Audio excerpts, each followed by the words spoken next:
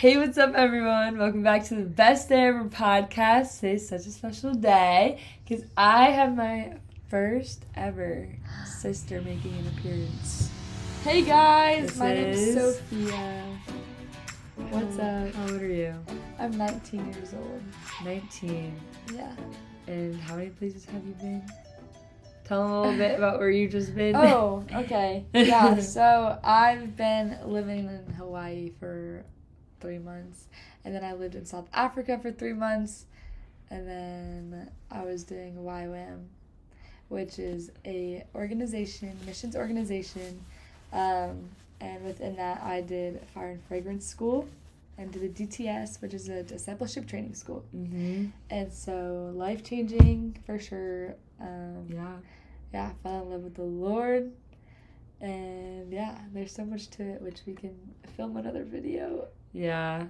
Podcast. Just to unpack your life takes like many episodes. Oh, for real. Because not only has she been a little world traveler, but my sister Sophia is truly just full of so much wisdom and knowledge and joy, and just has this gift about her presence where she just makes any person feel like a friend. Like literally she can just walk up to anyone and just make them feel like she knows them. Like just feel so loved and seen. So I'm sure if you guys know her already, then you can agree and you can already share so many of your own experiences where you felt this way with Sophia around. Olivia. Of course. So it's such a gift to just have sister time, to have one of my sisters. Well, I'm one of 8 siblings. There's 9 kids in our big fam. But so this is going to be a fun episode for the Best Day Ever podcast. And do you know why today's the best day ever, Sophia? Let's see if you can get this. My motto. Do you know why today's the best day ever? Because it's the day we live for now, and now is the day we live for. And tomorrow's not guaranteed. Well, yesterday's gone, and we're not guaranteed tomorrow.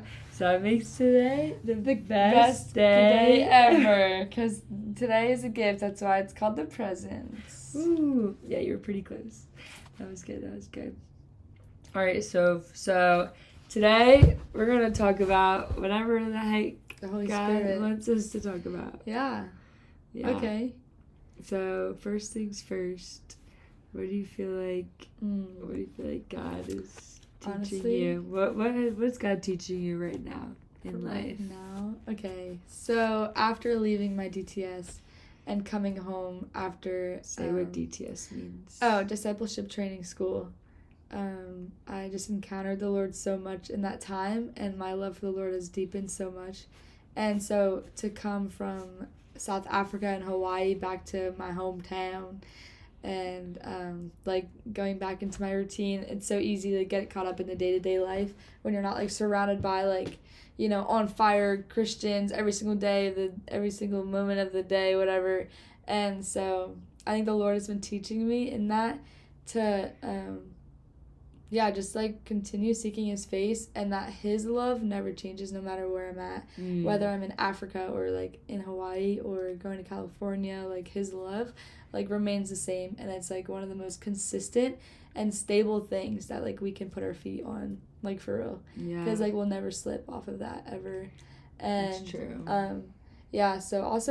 So teaching me that his love is the same, and that his truth remains always, no matter how old the word is or how whatever. It's it's so consistent and it never changes. That's good. Yeah, so I love that. And then another thing is prayer and how powerful prayer is. And so I've been praying for people the past 2-ish years, maybe less than that. But I've been able to see the fruit of that this past summer, and it's been insanely eye-opening and encouraging my faith a lot. And now I feel so much on fire and excited to pray for people, because I know God's heart moves when we pray. So it's been a lot more exciting to pray. Yeah. And how was that process of actually acknowledging that God answers your prayers to get you to start praying about things? Was it more you've just been encouraged by hearing other people pray and then seeing what happens when they pray, or are you just I'm just gonna try out of faith? Well, I guess what it started out with was years ago being hurt by people and learning how to not respond in anger, but instead respond in love, like the Bible literally teaches us to. And so just learning how to, like, crucify my flesh and just pray for those who I so badly want to just, like, be mean to.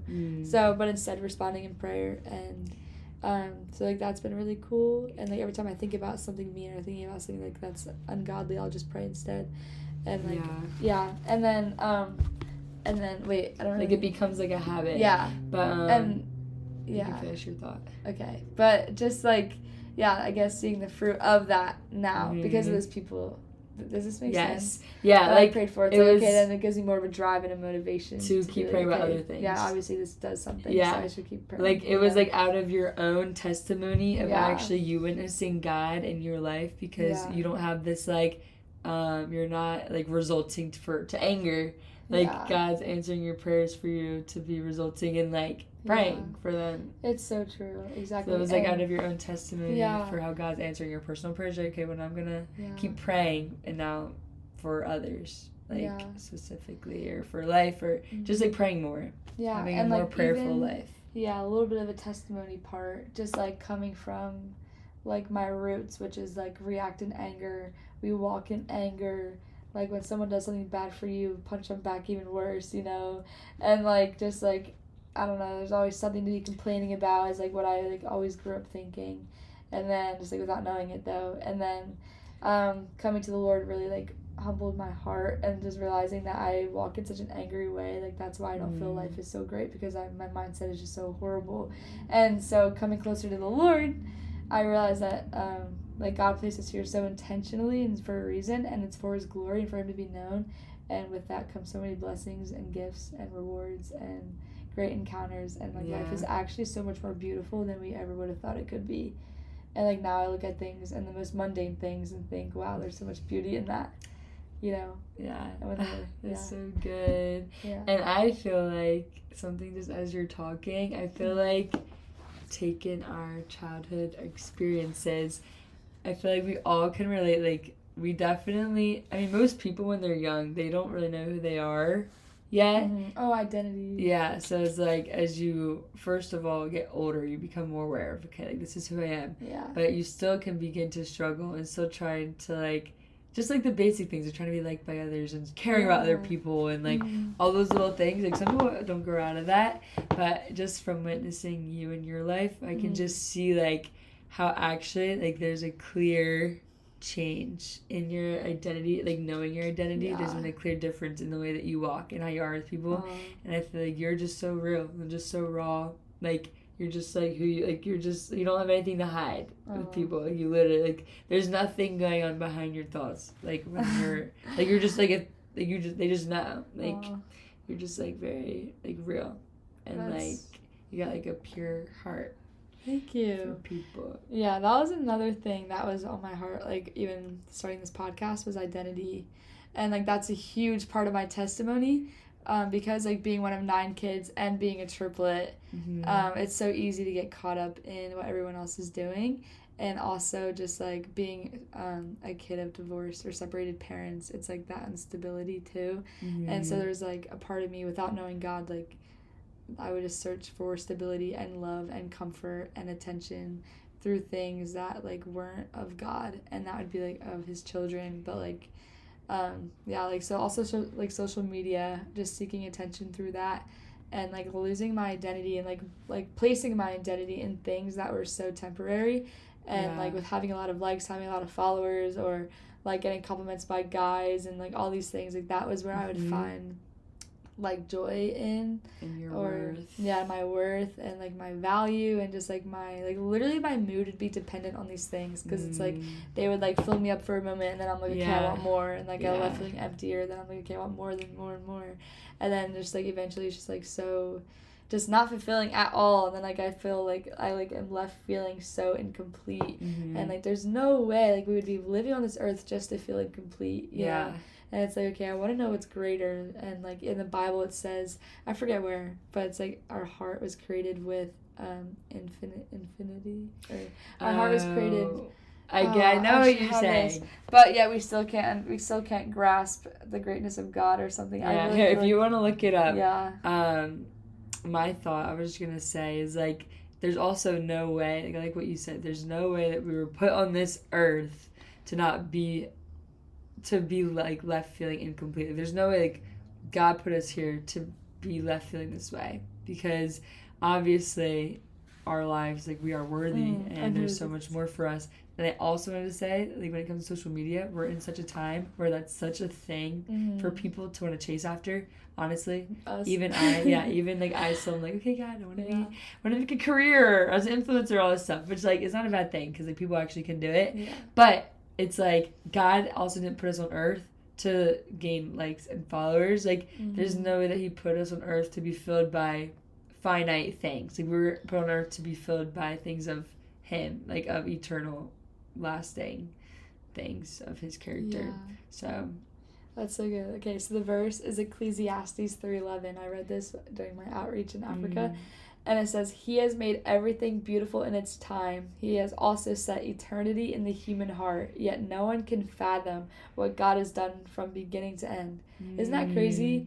And like it's like the best thing. Read it again. Okay, bring it back. He has made everything beautiful in its time. He has also set eternity in the human heart. Yet no one can fathom what God has done from beginning to end. And I remember, like, reading this. Like, I was, like, by myself, whatever, reading this. And I actually laughed. Like, I actually LOL'd. Because I was like, it's so funny and so humbling that our heart craves more and more and more. We know that there's something greater. And so we search around the whole world and, like, get, like, literally still can't feel complete. And then so we go to God and finally we feel something that's, like, filling us. And then we're, like, still hungry for more. Yeah. But it's, like, you feel complete, but you're excited to get to know more, you know? Yeah. And it's not, like, an unsatisfying.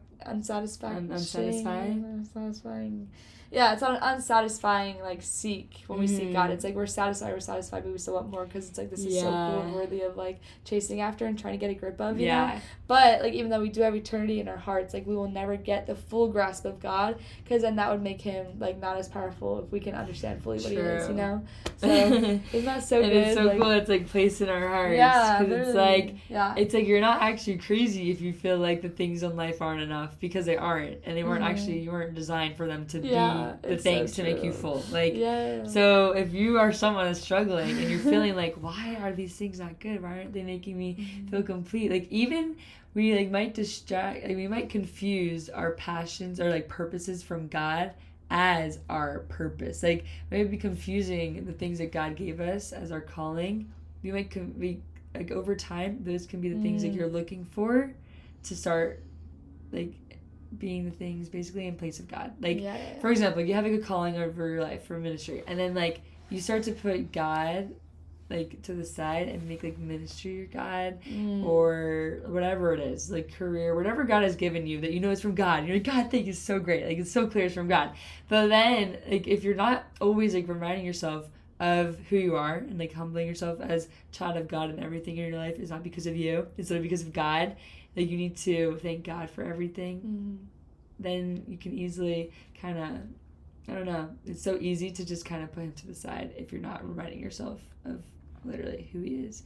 And then you start taking, like, identity in those things, and you don't want to do that because it's just going to actually bring you right back to Him. Yeah, it's so true. Anyway, but yeah, and, like, growing up, I wanted to be a veterinarian, and I always thought, like, that was my purpose, was to be a vet growing up. And, like, that's, like, my whole, like, life role is, like, that's the character I play in this life is, like, I'm a vet, you know? And then so I was, like, growing up thinking, like, I'm going to go to college for this. And then, like, high school hit, I'm, like, literally don't care for college at all. And then I realized because, like, my purpose and my role on earth isn't, like, being a vet. Like, that's not my identity. That's not my worth, whatever. But, like, our identity literally is a worshiper. Like, we're meant to worship God. We're meant to, like, know Him and make Him known and glorify Him. And in that, like, he'll, like, highlight desires and give us passions and all these things, open doors for us, like, give us opportunities that we can, like, walk out in that, like, glorify Him, but through the things that He's, like, placed on our hearts. You know? And, like, I can, like, love animals and travel around the world and rescue them, whatever, and, like, foster animals hopefully eventually in my life. And, you like, could still be a vet, you never know. Yeah, exactly. I mean, I don't really see that coming, but hey, that'd be really cool even if I was a vet. it.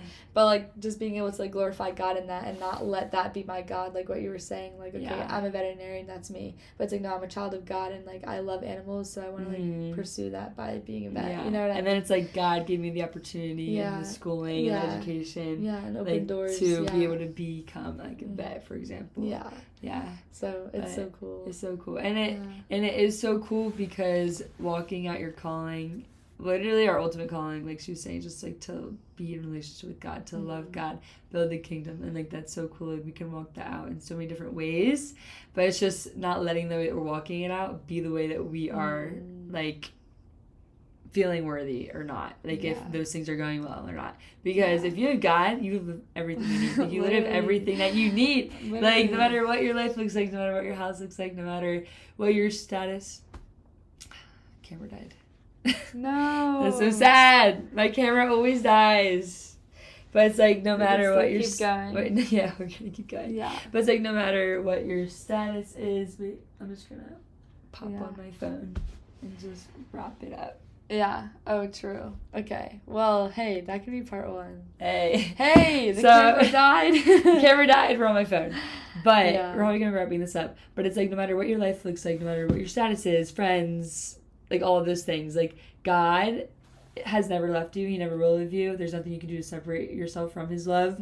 So that means that there's nothing that you can do to not be complete by him, because you're complete no matter what you do, because it's his love pouring into you. Like, it's like his love and his grace that has saved you and created the ability for you to have a relationship with him. So good. It's like there's nothing that can separate you. Therefore, if you really ultimately know that God is all you need, that means you'll always be satisfied. So good. Yeah. So a little encouragement. Yeah, encouragement from the sisters. I hope that we can get you back here on again before her big trip. Tell them where you're going. Okay, yeah. I'm moving to California in about a month. So, like, mid-September, maybe end of September. I don't really know yet. Crazy. But, yeah, I'm moving to California to be there for 6 months. And then we'll see what happens after that. Who knows? Yeah. Yeah. And give them... well, I'm going to tell you guys, there are some ways you guys can actually, if you're willing, if you're feeling called or led, to actually join in with Sophia in this opportunity. Partner with me. And, support her. And whether it's through prayers or helping her towards funding, there's so many ways you guys can actually get involved in this missions trip, which after she's... after she'll be in California for 3 months, she'll be traveling across the states with a whole group of people, literally hopping around different college campuses and families and all that stuff, sharing the gospel. So maybe she'll be coming to your college town. Hey, that's right. Maybe you'll see her. That's crazy. That's so true. That is crazy. Yeah, a little fuzzy flu. But yeah, guys, if you feel led, please support me both financially and prayerfully. Financially, please. No, this is definitely something that God's called her to, and she's been on like the coolest journey this last year. And so, we just want to invite you guys in that. Yeah. But thank you guys so much for being here. You guys are loved. You're chosen. You're for real. seen. Seriously. If you're a young adult, like female, like if you're in high school or college age, come check out the Joy Club PA. We're having a little gathering on Tuesday. Oh, wait, no. By the time this episode's out, it'll be over. Ooh. But we're going to have more hangouts happening. On the Joy Club. Yeah, stay tuned. Maybe like virtual Bible studies. That's many ideas up in the air. But we just want to gather women and just like kind of cultivate a community of girls who are seeking to grow their relationship with Jesus and be... what else? Yeah, just like supported, inspired, encouraged. So, hope you have the best day ever. Thank you for tuning in. Have the best day ever. Bye. Wait, last thing. What's your, Instagram? Oh, okay. My Instagram is Soph Vendetti-Spahr, SOPH Cool. And my YouTube. Go subscribe. Sophia Renee. Yay. That's fine. Alright. Love you guys. Love you, Soph. Love you, Livy. We'll see you. Bye. Yeah. Bye. Yeah. Fun. That was fun.